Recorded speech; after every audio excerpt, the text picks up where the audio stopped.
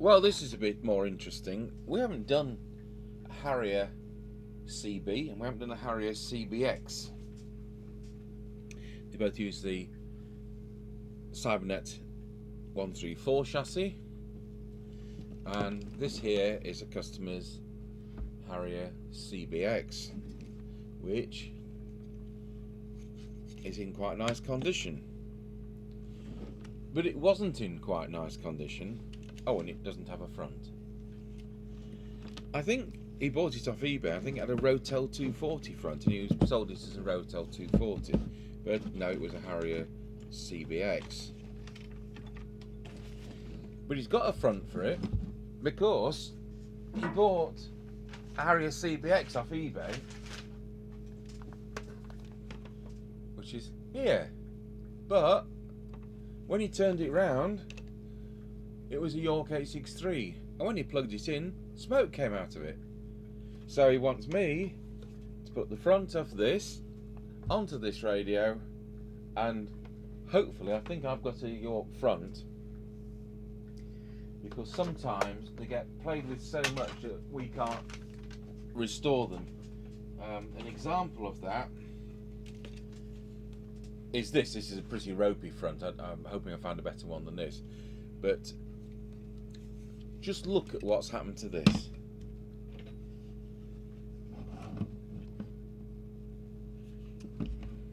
It's just had all this inexpert work throughout, and of course it's been one of these which has had the illegal 80 channel modification too, so you know, it's the kiss of death. Well, this too, Mr. Chippie has spent an hour over 5 days each day, so that's 5 hours, taking the illegal modifications off this radio and putting it back to factory standard. And the board's being cleaned with flux clean, which is isopropyl alcohol, and it looks like a factory condition set now, which is absolutely brilliant. Anyway, it landed on my bench yesterday evening, so I thought, well, I'll do a bit of overtime for which I'm not paid, and we'll see if it's basically working for today's video. So I plugged it in and the meter lit up, and that's all that happened. And after some fault finding, because when you look at the circuit diagram, I'm thinking, well, there's no regulation, and there is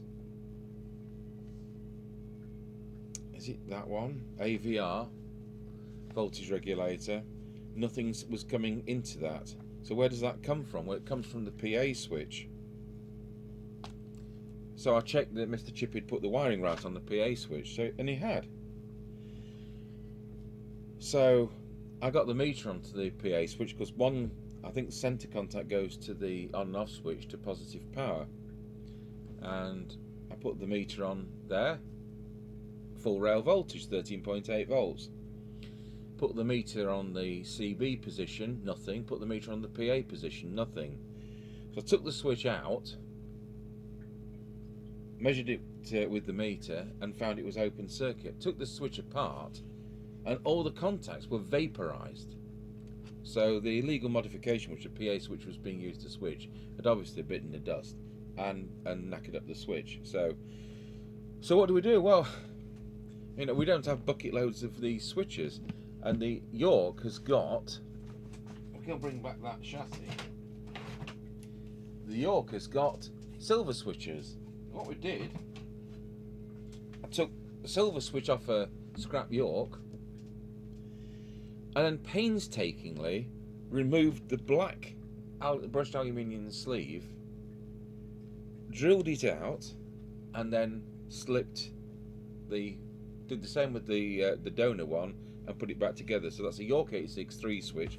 Because these are 38 years old. I can't go to the wholesaler and just buy brand new switches. We're having to make sure there's always scrap chassis around, and there seems to be plenty of those at the moment, because in the past these things have been used as kiddie play toys, haven't they? So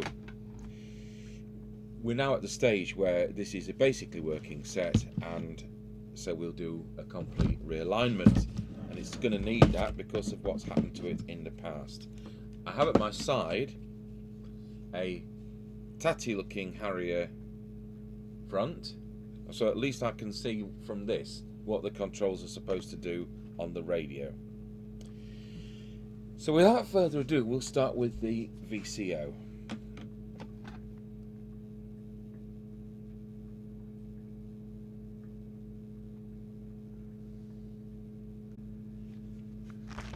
Okay, so we've switched the radio on, and the first thing we need to do is to locate test point 1, which is down by resistor 11, and that's our test point for the VCO. It's a floating negative, so I'll just clip that to one of the cans, which is a negative. We'll arrange things in such a way that hopefully we can see it on the video as well. Switch the meter on, put it on the 20 volt range, and switch the radio on and select channel 40. And what does the service manual say? I can never remember these, you know, because I don't see enough cybernets. People seem to send me the oddball sets. So, test point 1 and ground, and we are supposed to be in what? We're in receive. We're looking for 4 volts, and it's transformer 1. Well, transformer 1 is that one, so we need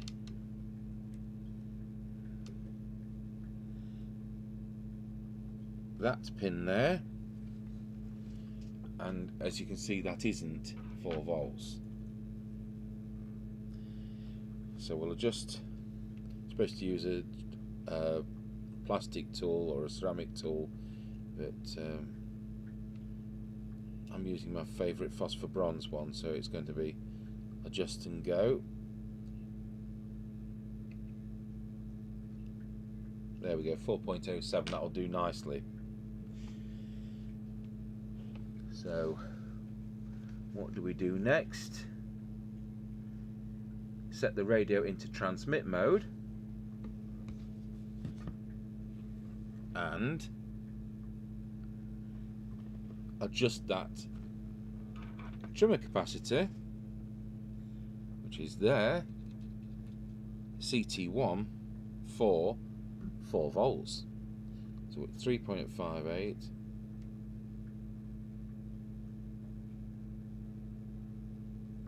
4.08, that'll do nice. Now check receive 4.07, transmit 4.14, that's fine. So now we need to do a double check. We need to go to channel 1 and check between 1.8 volts and 2.5. And the background music system's gone over to radio like it does on the hour. So we've got on receive, we've got 2.1, which is fine, and on transmit we've got 2.17. So we've set the VCO out successfully. So that is the end of that section. So I'll put the meter to one side. In fact, we might not need it again on this job. Mr. Chippie is very good at piecing radios back together. And bridging tiny tracks and things. Okay.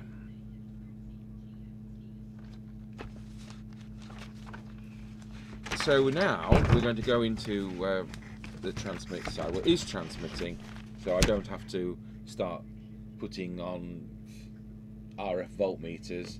I'll switch camera 2 on so we can see the power meter, and that's the 3 watt range. It's doing more than 3 watts. It's 3.6, 3.7 watts, which is actually what you're supposed to set it to, but of course we like to be setting these to 4, don't we? So we want to be doing transformer 2, 3 and 4, 2, 3 and 4, 2, 3 and 4, and then we'll move on to the coils. So transformer 2,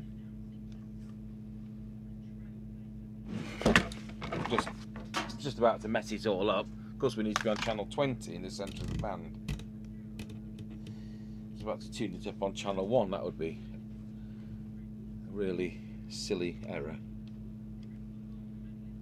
So that is our peak, and as the radio heats up, it'll be doing less power. That is normal. So we're at 3.4 now because it's been transmitting. So that brings us to 3.5 with it warm. So that means, of course, it has improved. So I think it's coils 4, 6 and 9 or something like that. Let's see what's next. 4, 8 and 9. 4, 8 and 9. So this is where we have a green plastic hexagonal trimmer. 4, 8 and 9. And there's a specific order on this. So what we're doing is we're peaking those 3 for a start. So key it up. So that is 3.8 watts. That is 4.6 watts. And that is just a shade under 5. So I'll just do those again. It's quite a good example, this one. So it's just a shade under 5 watts. Now then, rotate L4 to obtain 4.4 watts. So that's the first one, and we rotate it clockwise. This is important because if we get this wrong, it'll probably be 3 watts on channel 1 and 5 watts on channel 40 instead of 4 watts throughout the 40 channels. So rotate for 4.4, and it's clockwise. That's important. So there we have it at 4.4. And then rotate L9, which is the green one there, counterclockwise to get the set power of 3.8. Well, we're going to be doing it at 4. We don't have the problem of it being checked by customs at the docks. So now we are spot on 40 on 4 watts. So I'll now select channel 1, and what are we doing? 4 watts. I'll select channel 40, what we're doing? 4 watts. How about that for being absolutely uniform throughout the band? I'm using the Rotel 240 service manual. We never did get any Harrier service manuals out of Dixon's Photographic, but there you are. So that's covered that. So now they want you to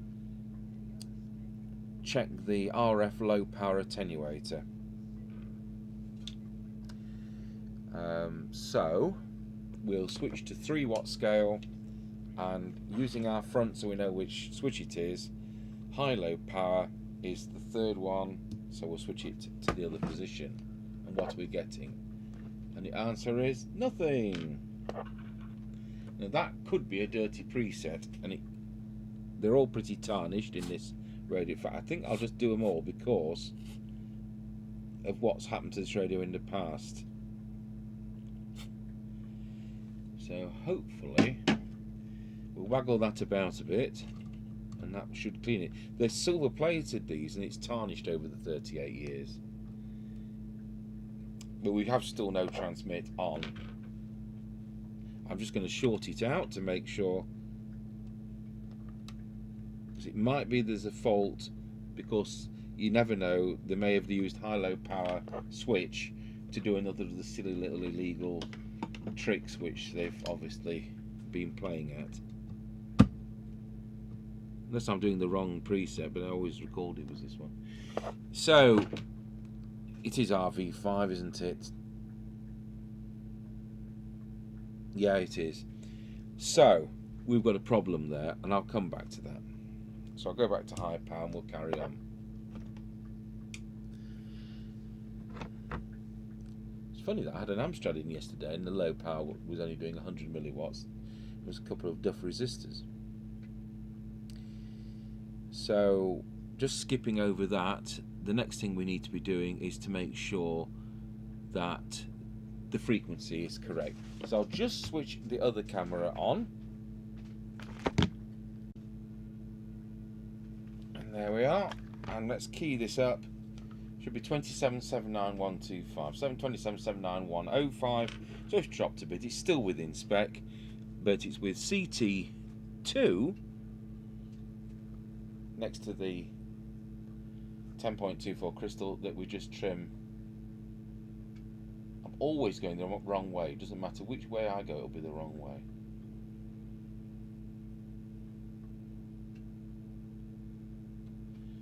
$27,79126. How about that? Right, we'll pop that camera back off again. So the next thing they want us to do is to set the deviation. So we're going to FM deviation on the test set. We'll bring back that meter, bring out the little handheld audio oscillator we use, and key it up with that, and let's see what deviation we've got. Well, it's over the top, isn't it?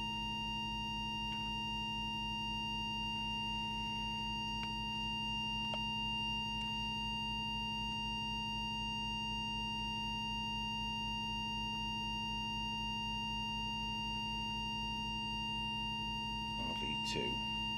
Let's just see what that's like with a whistle test. Wow, look. That's a bit wallow. Bit insensitive, that. So we'll just pop that back up a fraction.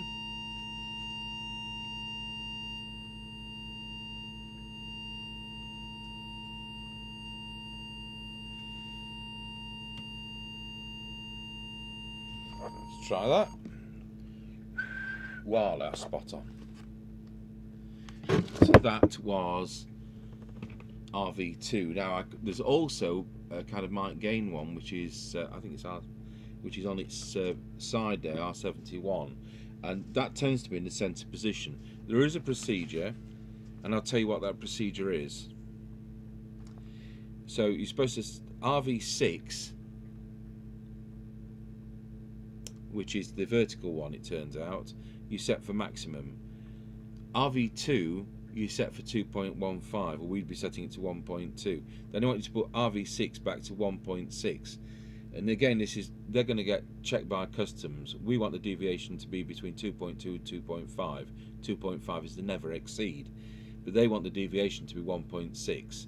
Oh, you know, so that's not what we want. So that's why that's been set like that.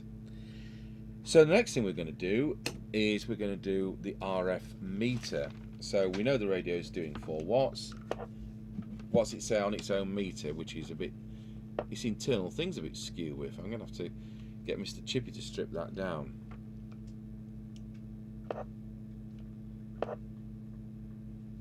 Right, we're getting no reading on the meter. So I will just go a stage forwards. And are we actually getting anything on receive on the meter? I'll just plug the... yeah, we're already plugged in.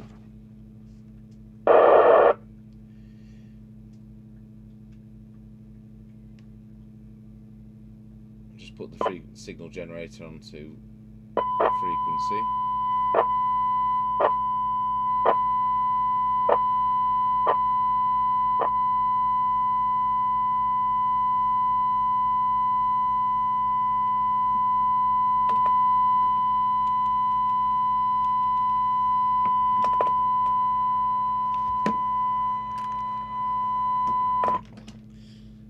Okay, so the scales come away unstuck. I'm going to have to dismantle the meter or put one in off a scrap set because I can't proceed any further without being able to do the meter for the customer. So we'll pause the video and see if I can do that quickly. What I've done here is pretty straightforward. I've popped out the 2 screws there which hold the front. There's 2 screws that hold the meter, one of them's still there. That releases a bracket which is still inside, so I can offer it back up.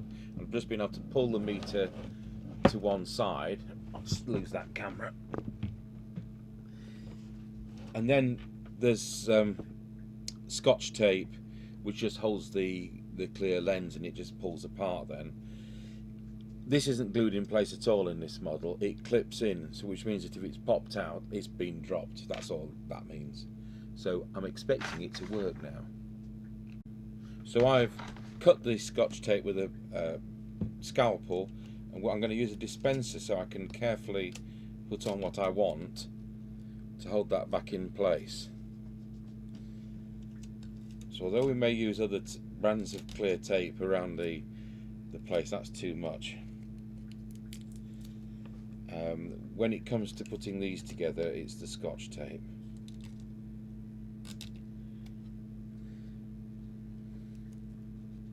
There's 3 pieces, 2 sides and the back.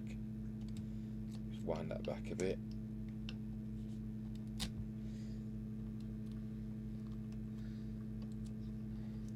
And that's why we have a dispenser for that. Okay, I'll put that back together.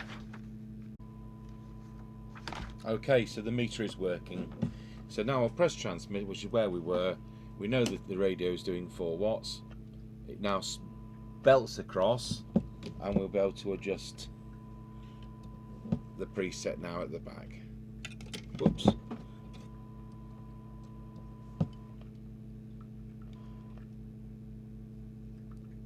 Well, I thought it was that one. It's not coming down. Is that low power then? Oh yeah, that was the low power one, wasn't it? Yes, RV4. RV4 is the one there, which is there. Because I forgot about the low power situation.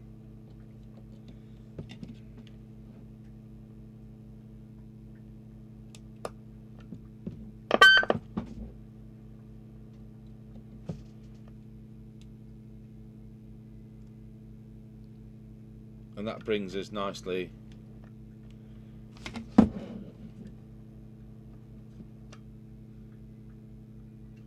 up to the 4 watts as set.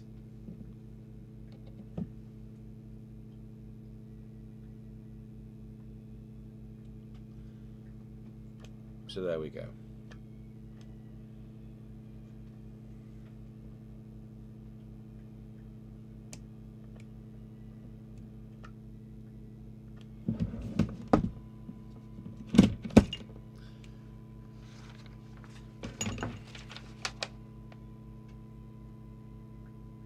That's it. I'll have a quick look at this low power situation, and if I can do it in 5 minutes, we'll include it in the video. Yes, I've been able to fix that very quickly. I've sprayed switch cleaner into the high-low power switch, waggled it about 20 times, and now if we're in the low scale, you can see it's doing 0.4 of a watt, and the radio's meter a short little bit. And then in the high scale, we've got the full 4 watts when I flick it to that. So many switches, we're still 4 watts and 4 watts on the meter. So that's sorted the entire side of the transmit. So cleaning that with the switch cleaner, cleaning the switch with the switch cleaner, and that's brought back everything now. So now we'll move over to receive, and as you can probably hear, it is receiving. So I'm going to start by, we'll just do the detector, and I'll set up camera 3 onto the detector. So we've got the oscilloscope there. It helps if I switch it on. And what I want is an S9 signal, which is 100 microvolts.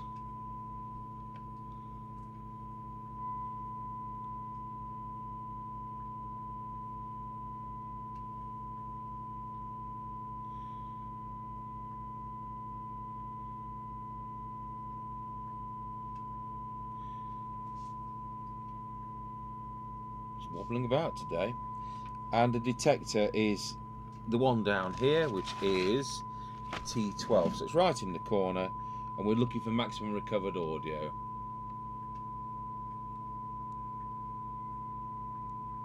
And it was absolutely spot on, so that's a good sign. I think we'll have, to be honest, the receive's probably pretty good, So now what we'll do, we'll put that onto the cyanide meter, that camera, and we'll just run through the receiver. So with the bench light back on, we'll set the cyanide meter so that we've got, I'll tell you what, that's really, really good. It's incredibly good. Right, so transformer 5, 7, 8 and 9. So 5, 7, 8 and 9 for a start. I don't think we'll be seeing any improvement to this.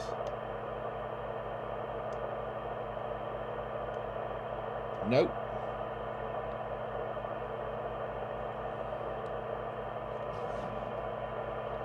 Seven when I can get the tool in.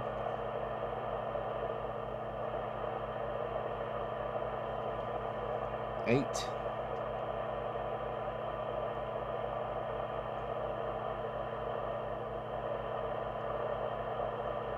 We got a fraction of something extra there.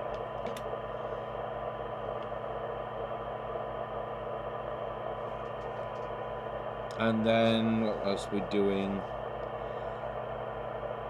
10 and 11. 10.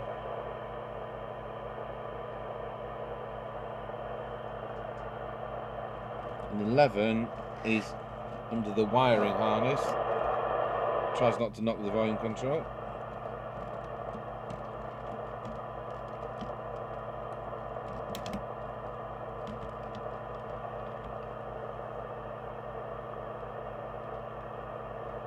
No, I mean that's brilliant. It's doing, what you're hearing is 0.07 of a microvolt. It's phenomenally good.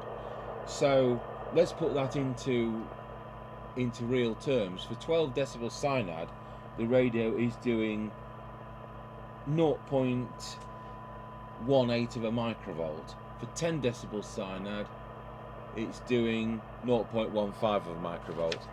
Well, you know, that well exceeds what they're expecting you to do.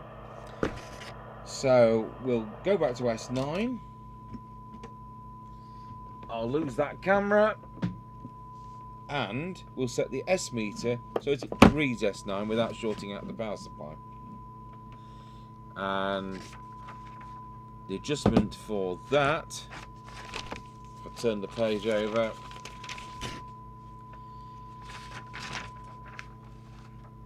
is RV3, and RV3 is the one at the front, which is the one there at the front on the radio. So let's see what it's reading. And it's reading just over S9, so you know that's pretty okay. But just for the record, we'll adjust it. I'll waggle it about a bit because I had to clean it. And there we have S9 spot on.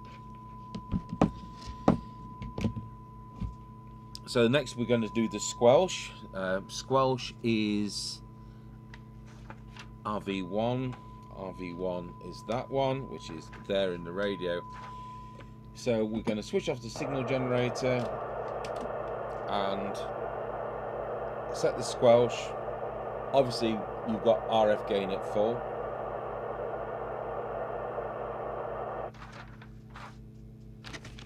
Especially if I could find where I dropped my front. Oh!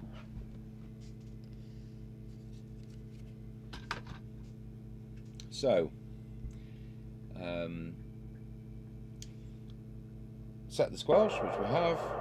Switch the signal generator on, and it comes in for a moment.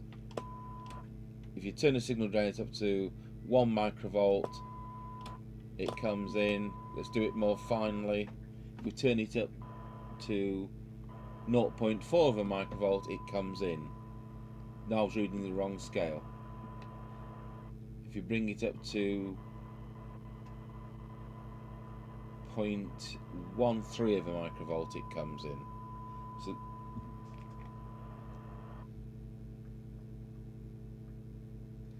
So as a fine adjustment, we're coming in at what, if that's 1, coming in at 0.35 of a microvolt. So let's set the squelch to full and see when the signal generator now comes in. So we're at 3 microvolts, 10 microvolts, 30 microvolts. I want it to be stronger than that. That's only an S5 signal. So we'll advance that till the muting comes in, which it does there.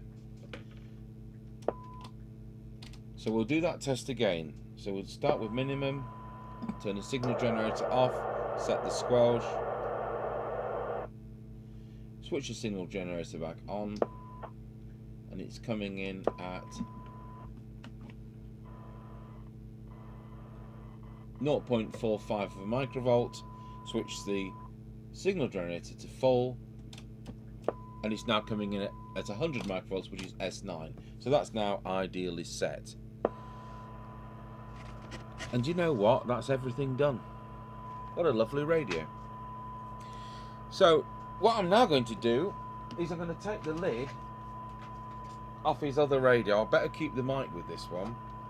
We've got it on our test mic at the moment. I don't think this came in with one. I hope it didn't, because there's not one in his box. Okay, so I've taken the lids off his York JCB863 with a, and what we find is a rat's nest of illegal modification. We've got a piggyback chip there, all this extra wiring. We've got a switch dangling there. It's been overvolted. All these capacitors look like they've been circumcised, and that's really indicative that they've gone over volt. So for this to happen, this radio's been given more than 16 volts. So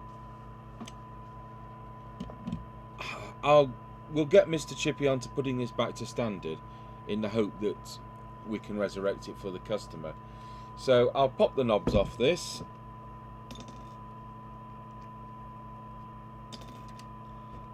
I don't know, it's most unfortunate when he's a bulk trade customer, but he's got a personal collection of CB radios, and this is for his personal collection, and the trouble is he's being hoodwinked into buying radios that are illegally modified, and it's not what he's wanting. And we don't actually charge extra to take all this junk out. So just pop the screws off his donor front, put that set on one side, and Mr. Chippie can spend a few hours putting that back to factory standard. I think what I'll just do, I'll just clean this front while we've got it in bits. I'll clean it. Okay, so I've got the screw packet out and put brand new screws in the sides, and we've got a lovely radio, and it really is a lovely radio. So it's got the front off the York 863, and this is now on our aerial, and we'll just have a quick flick round.